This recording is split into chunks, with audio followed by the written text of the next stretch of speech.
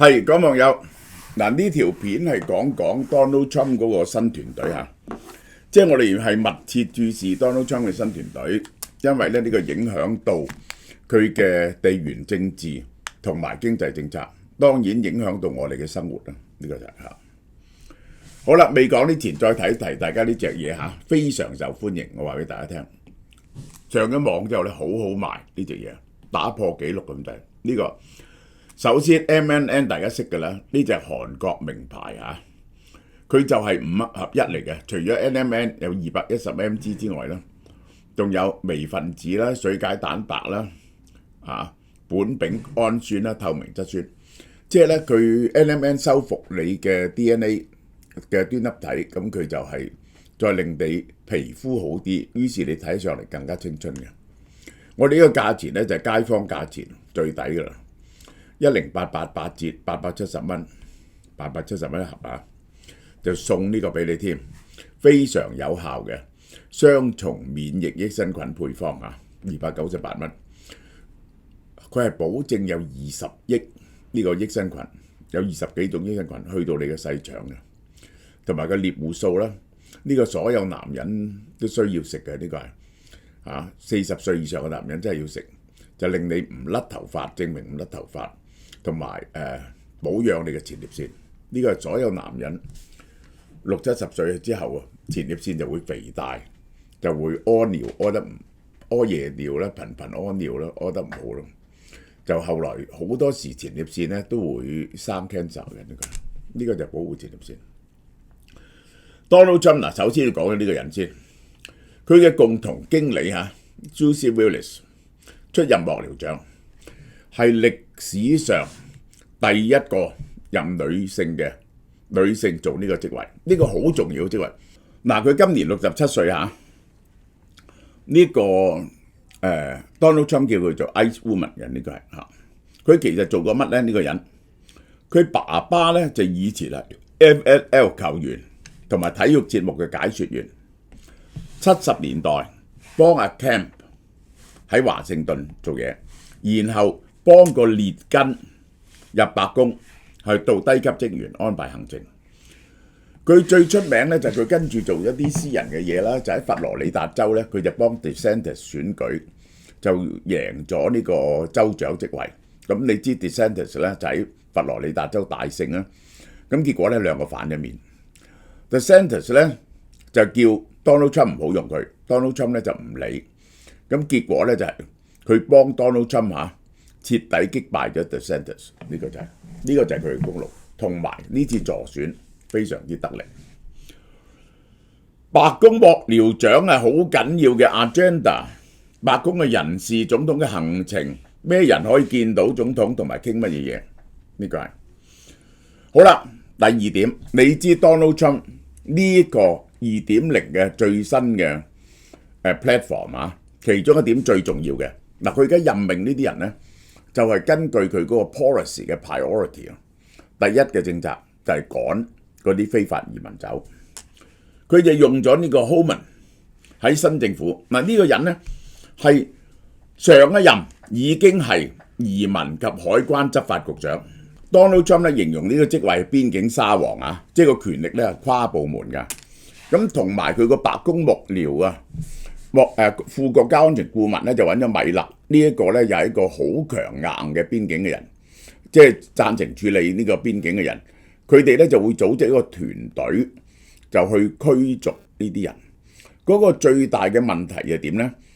你驅逐呢啲人咧需要一個好大嘅團隊，佢係決定咧就係1年驅逐100萬人嚇。咁咧呢個係你要拉呢100萬人咧，咁你又可能要有一個起碼都有3幾萬人嘅團隊，咁同埋有經費。咁咧呢個就要問國會攞經費嘅。你要攞個幾大嘅經費咧？咁而家呢個共和黨就控制晒參眾兩院，個係冇問題嘅。咁但係就係如果個經費好大咧，連共和黨嘅人咧都會猶豫嘅。尤其是如果你攞咗好多經費，結果又驅逐唔到人嗰陣時咧，驅逐得有限度嘅人咧，咁呢個咧就會對佢嘅政績造成好大嘅打擊。嗱，呢個係佢嘅 number one priority 就係新移民。63歲嘅 Homan 主張強硬嘅移民政策，要建立呢個國家有史以來最大嘅驅逐團部隊，整一支 special force。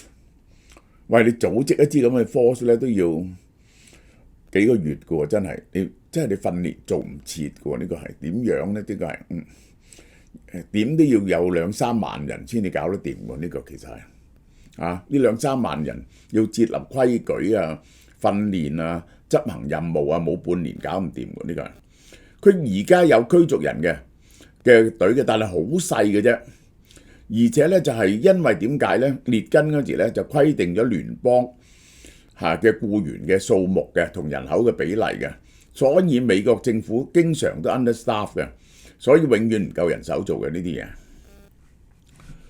Homan 有份參加極度保守嘅2025計劃Project 2025佢有份㗎。呢個係想驅逐晒聯邦政府入邊呢個親民主黨嘅所有人。呢一個係改變美國呢一個公務員嗰個構成嘅一個重大計劃咁就希望咧以後選親咧民主黨都輸啦，共和黨都贏。喺共和黨代表大會嗰陣時，叫非法移民滾蛋。Donald Trump 提名咗呢一個人，紐約共和籍眾議員Stefanik 做呢一個美國駐聯合國大使。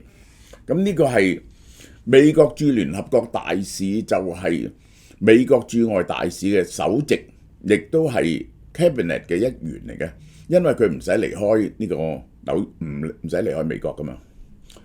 現年40歲嘅 Stefanik 係美國眾議院共和黨會議主席，係眾議院排名第4嘅共和黨人，係 Donald Trump 嘅忠實支持者。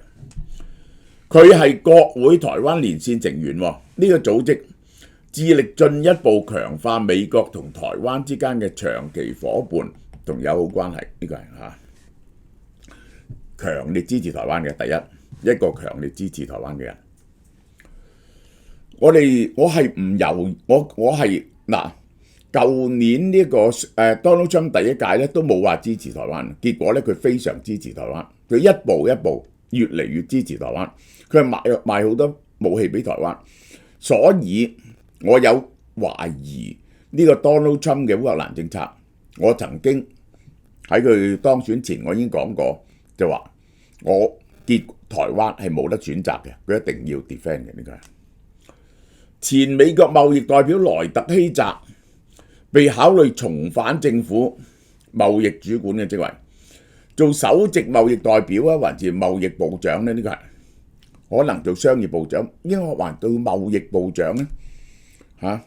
佢曾經喺第一任負責監督對中國進口商品徵收關稅，呢個人就係呢一期呢個 Donald Trump 嘅新政策2.0嘅新政策嘅發明者嘅大腦嚟嘅。大家要睇下佢本書嘅 summary， 叫 Trade is not free， Free trade is not free， 自由貿易唔係免費嘅，呢個係所以咧，我加關稅咧係志在必行嘅，而且嚟得好急，嚟得好急。Donald Trump 喺11月9號喺 Truth Social 宣布，呢個好得意唔會邀請前國務卿龐佩奧同克里入國，但表示感謝佢哋過去嘅合作。克里咧我就知道冇可能嘅。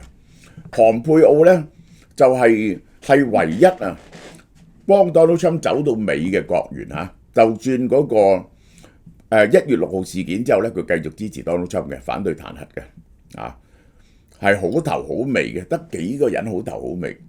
佢亦都冇真正出嚟挑戰過 Donald Trump 選總統嗰陣時，初選嗰陣時。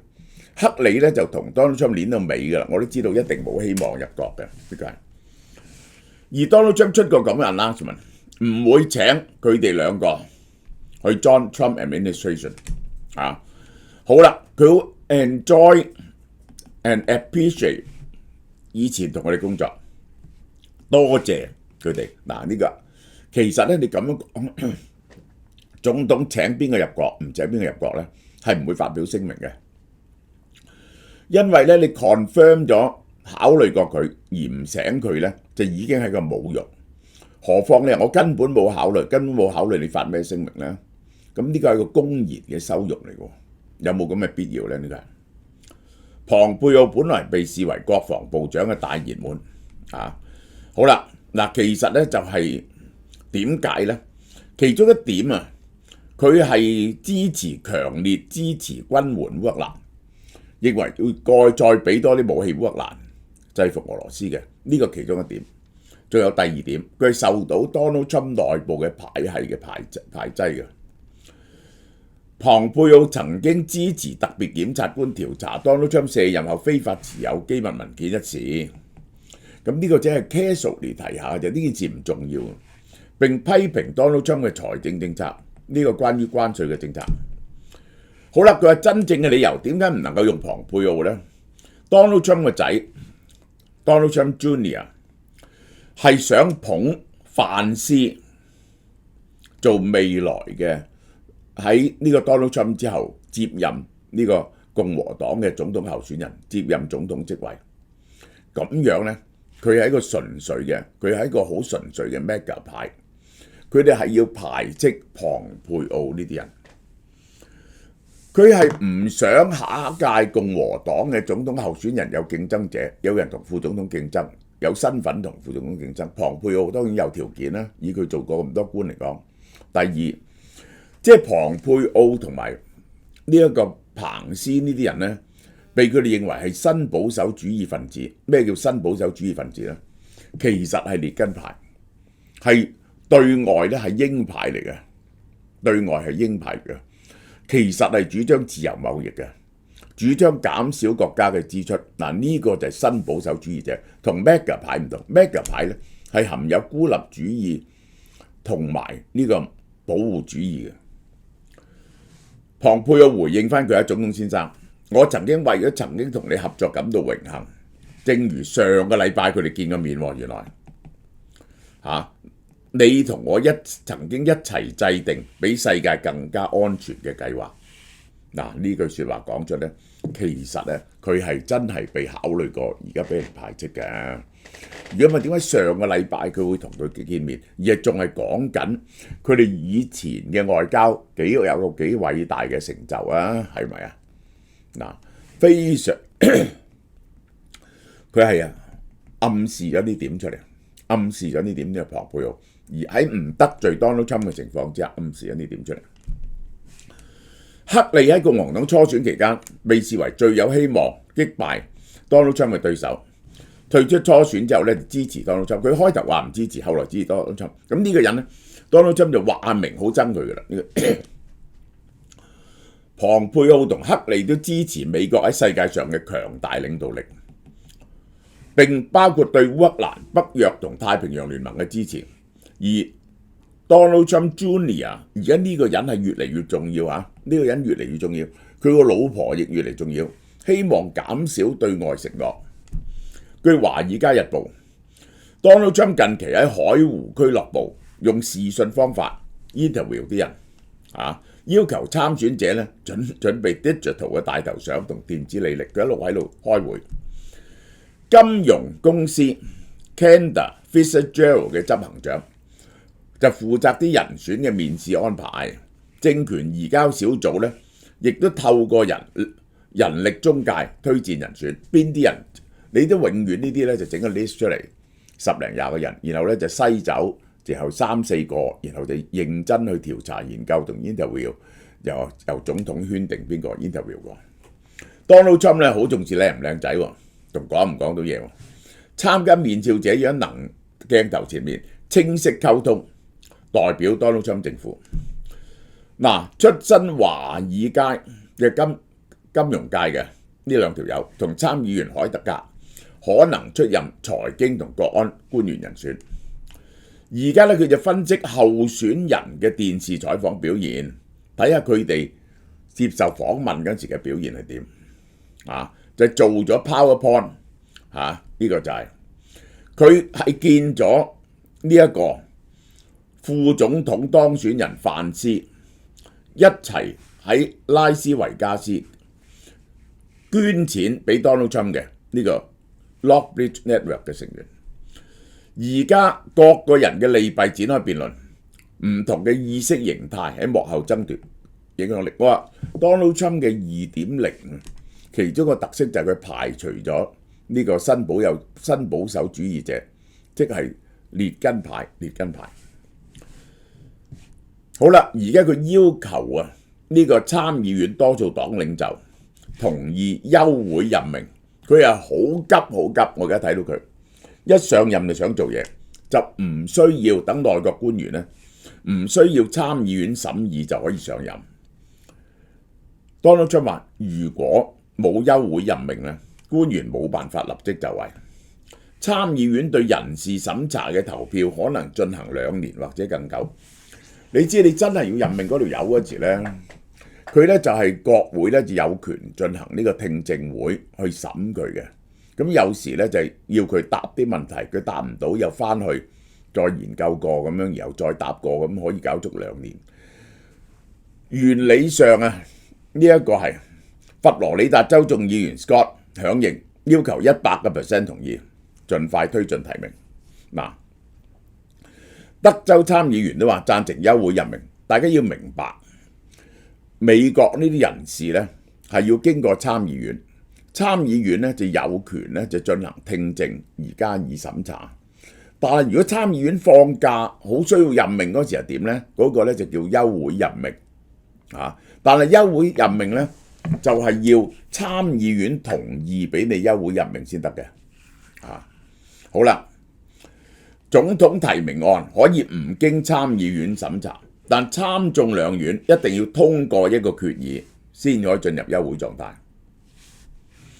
Donald Trump 上一期因為參議院阻撓而冇辦法透過休會任命更換時任法務部長蔡新斯。嗱，呢個係過唔到啊，因為而家參議院咧喺呢個民主黨手上，休會前咧你係冇辦法通過嘅。呢個係好啦，仲有佢呼籲參議院嘅共和黨員阻止目前由民主黨控制嘅參議院喺佢上任前提名更多嘅法官。呢一點係點講呢？而家已經係5-4嚇，5-4。咁呢就係有一個自由派嘅年紀好老，咁呢就係民主黨呢就叫佢辭職，而家立即辭職。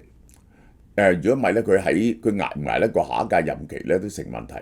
辭職呢就拜登立即任命新嘅法官。佢哋咧就大法官，佢哋就想阻撓呢樣嘢。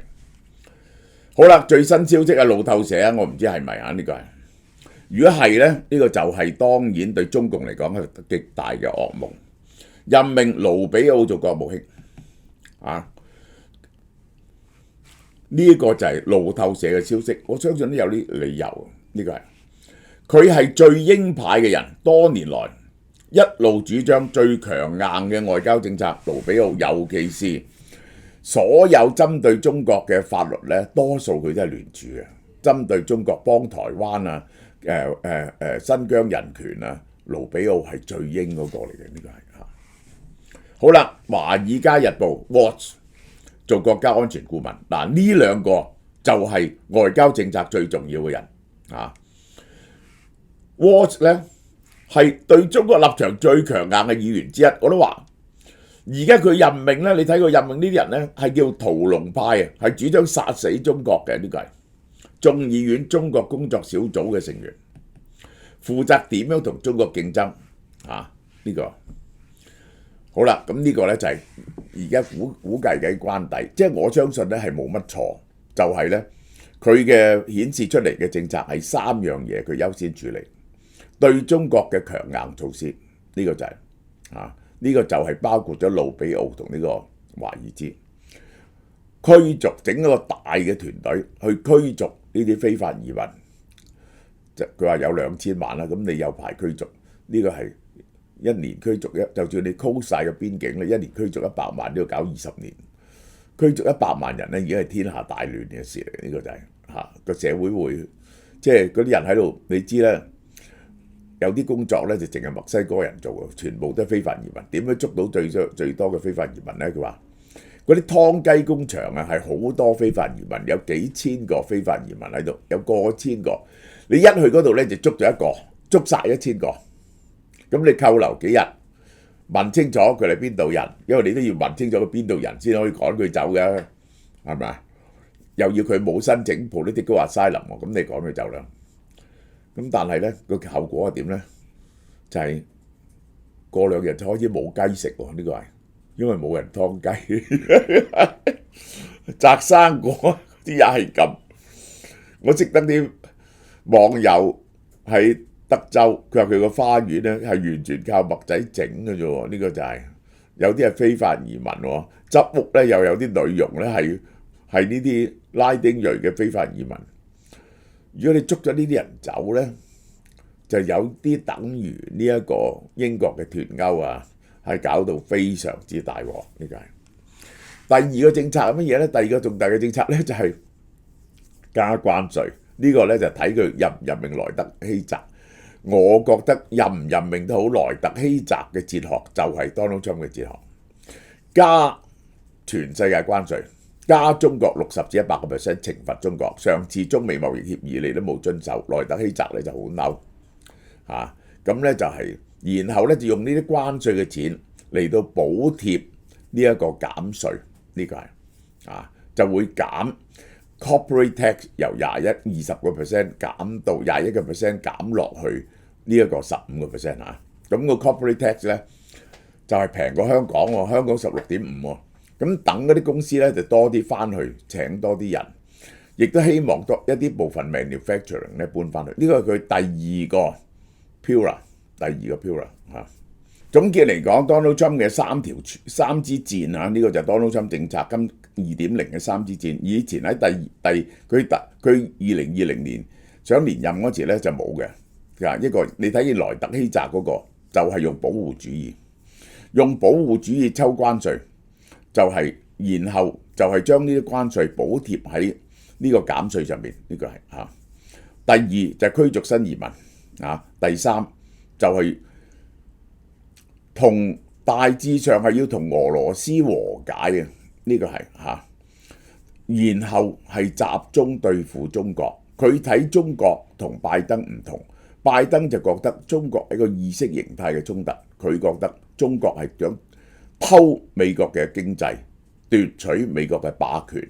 如果站在 Make America Great Again 嘅立場咧，係做唔用戰爭嘅方法，用一切以外嘅方法打殘中國。呢個就3支箭，好嘛？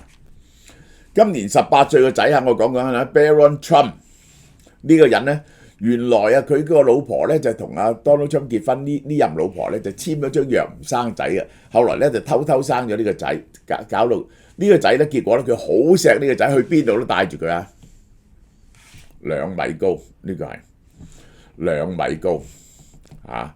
呢個仔喂係咪可以繼承 Donald Trump 王朝咧？首先將個位置傳咗俾阿 Vance 先。如果 Vance 做多，以後共和黨贏晒，咪 Vance 做多8年總統，咁然後咧就到 Donald Trump Jr. 再做8年總統，咪輪到呢個 Barron Trump 做總統咯，係嘛？咁樣就係咪可以整死晒啲左派咯？大家係咪好開心咧？咁樣，我哋講下燒貓貓有去海外香港嘅套餐，美國、加拿大、英國、日本、新馬、香港、澳門係有齊晒咁多嘢，一大箱好食嘅啲嘢，仲送呢個茶俾大家添。呢個就係咁有2樣新嘢，尤其是呢一個包種茶奶油酥餅非常好食。